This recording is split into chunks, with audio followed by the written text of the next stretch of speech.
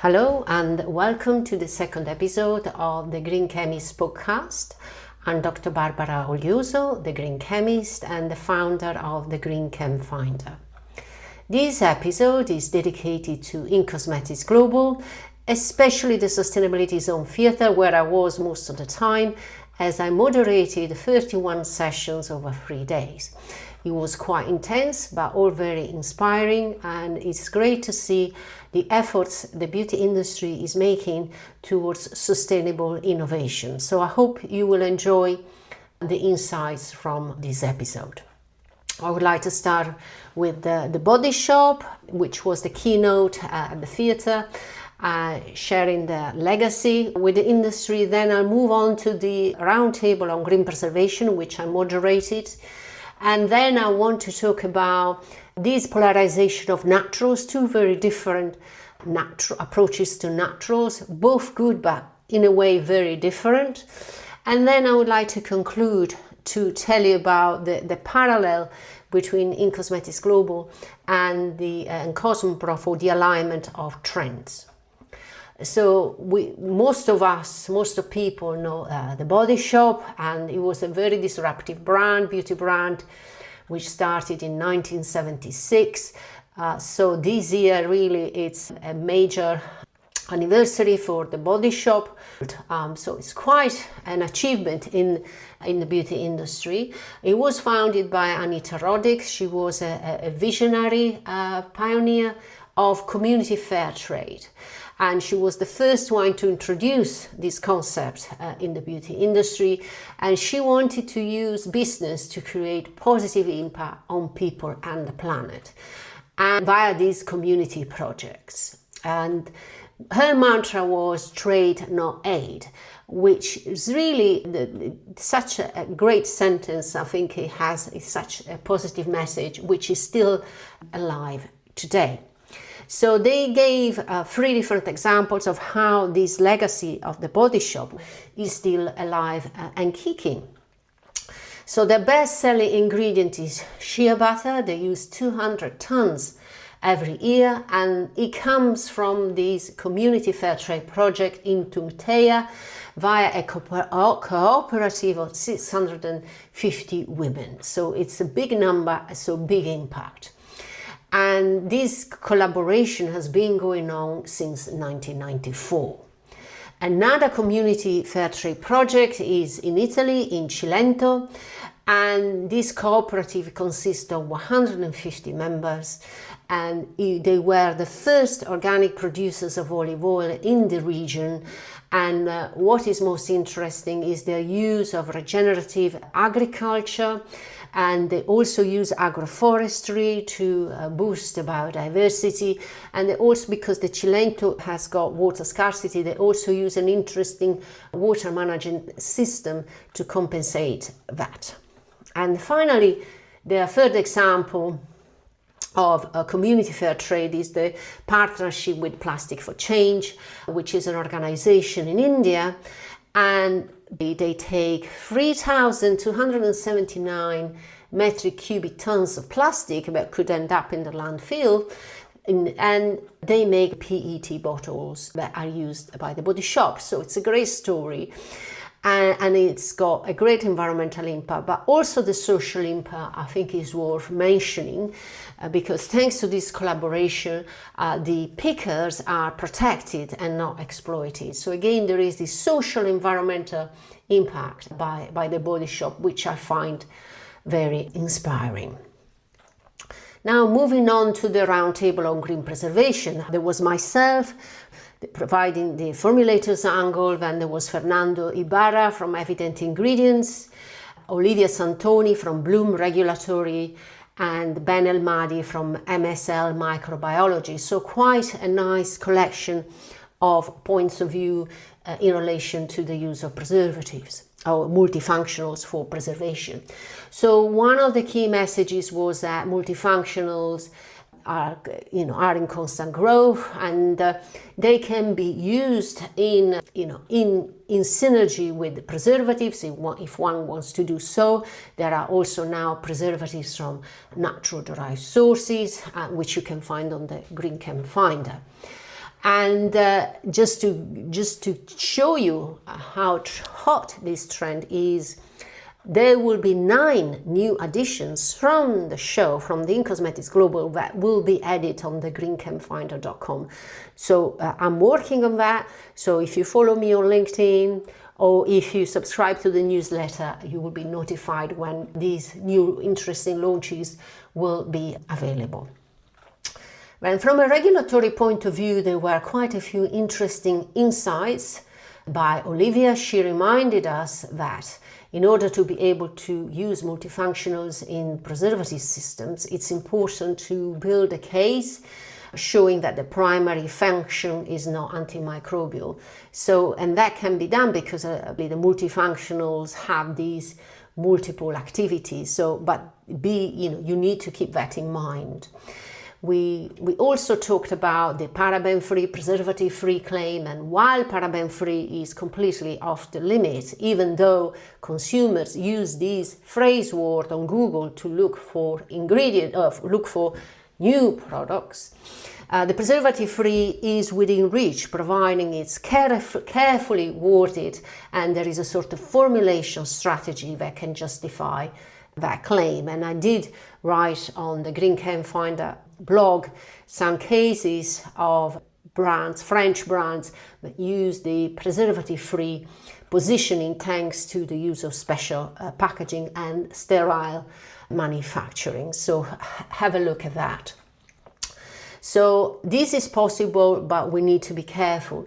And the third thing that came out from a regulatory point of view is that at times we see retailers doing these type of claims, and there is a regulatory gap, so they can do that without much consequence, whereas a brand has to be much more careful with these kind of claims.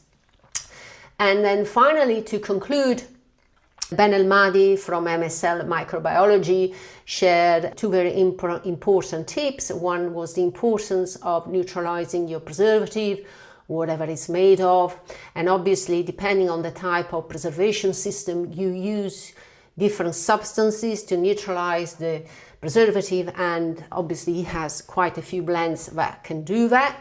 And the second tip was really to collect samples from your factory, and make sure that your preservative system copes with your factory isolate, because otherwise you can pass all the preservative efficacy challenge tests, but then you might have a factory isolate which is very resilient, and your preservative system won't be able to cope. So that was very good tip from Ben El-Mahdi.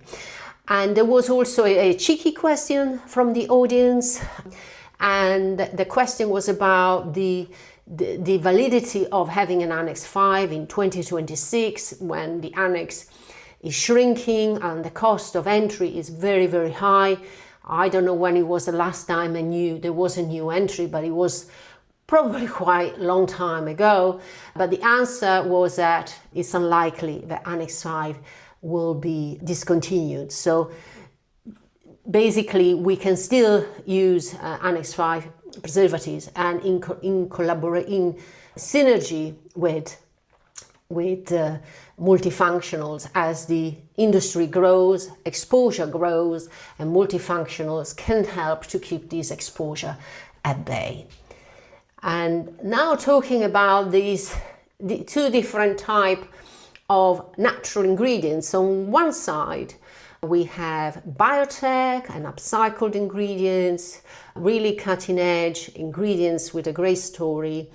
And on the other side, we have ingredients coming from the forest, and they have a completely different positioning. And I see these 2 positions, as I said at the beginning, quite polarized, but I find quite interesting. And so on one side we have these biotech upcycled ingredients. They don't have the impact of a normal crop.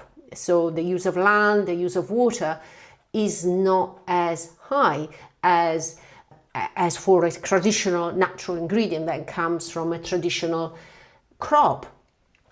And I've often seen that these type of ingredients claim the reduction of carbon emissions, reduction of water use, the reduction of land use in comparison to conventional systems.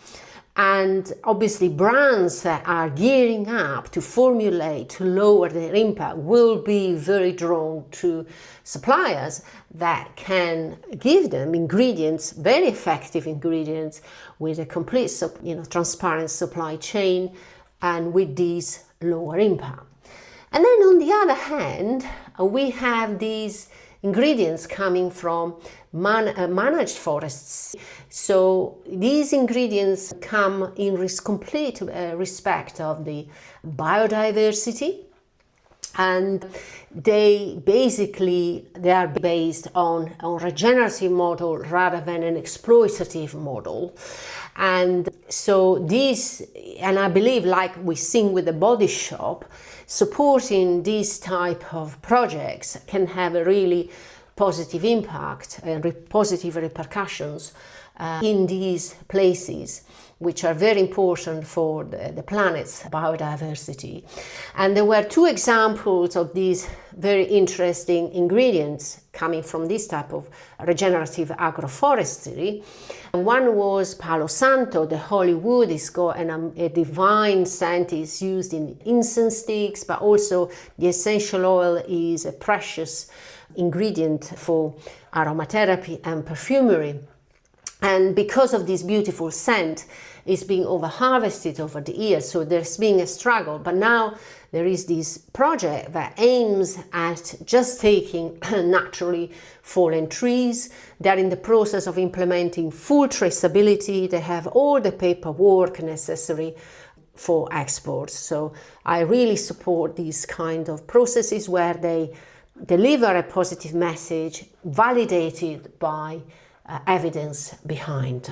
The second example is rosewood, and another beautifully fragrant ingredient, and because of that it got over harvested and ended up on the CITES list. So despite it was a very valuable ingredient, brands stop using it. But now there is a new project, a collaborative project with 150 farmers, and they've planted over 80,000 trees in unproductive land, basically reintroducing it at scale.